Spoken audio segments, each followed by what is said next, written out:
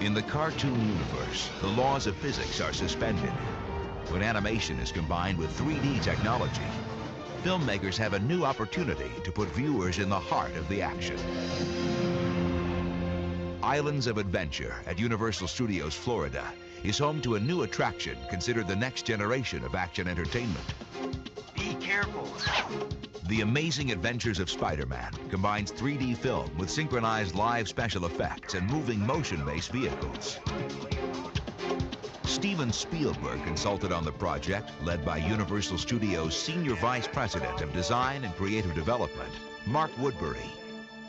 We really knew it was going to be a groundbreaking attraction, kind of a threshold attraction, taking new technologies and combining them in ways with special effects film that have never been done before. To meet the film's artistic challenges, Universal called upon Kleiser-Walzak Construction Company. This innovative effects facility makes its home at Mass MoCA, a contemporary art museum in Massachusetts. It was co-founded by Jeff Kleiser and Diana Walzak. They wanted it to be the most amazing ride in the universe, and this sort of caught our attention. The whole idea was to go inside a comic book, to take the audience inside a three-dimensional Spider-Man comic book and give them the adventure of their lives.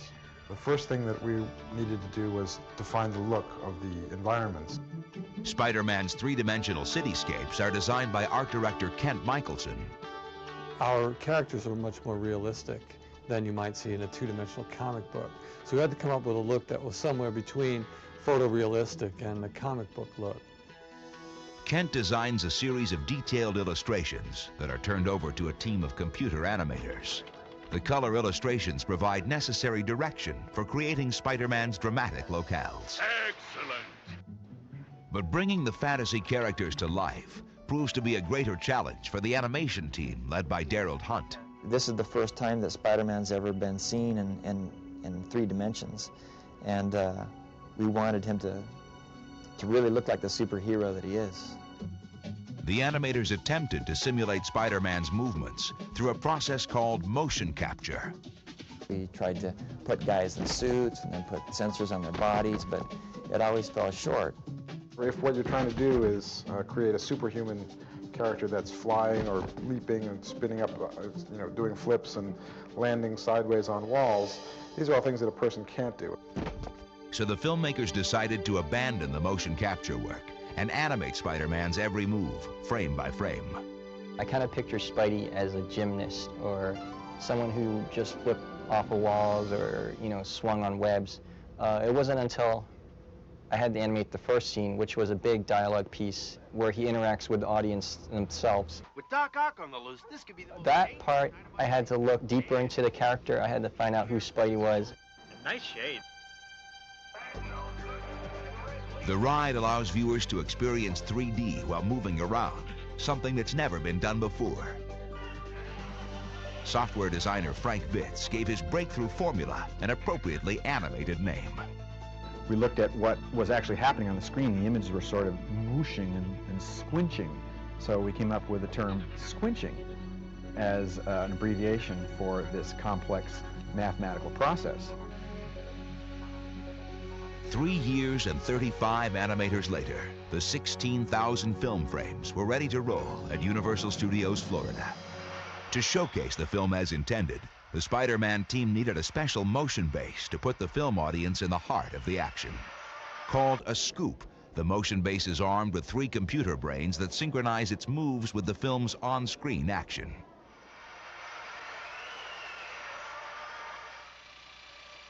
The film is projected from behind the screen. This allows designers the space for giant animated props, such as a breaking pipe, a collapsing bridge, moving walls, and other illusions. The main purpose of it is to thrill people and to convince you that you are having an experience which you're not having at all.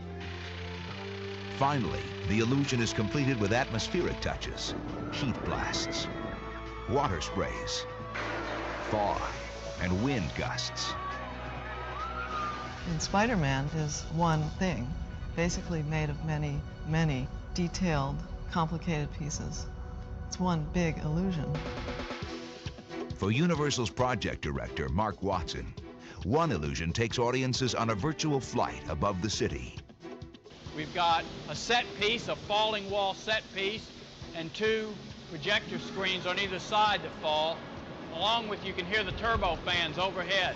Those effects and the movement of the motion base create a feel like you're levitating 40 stories that's unbelievable. You swear you're flying.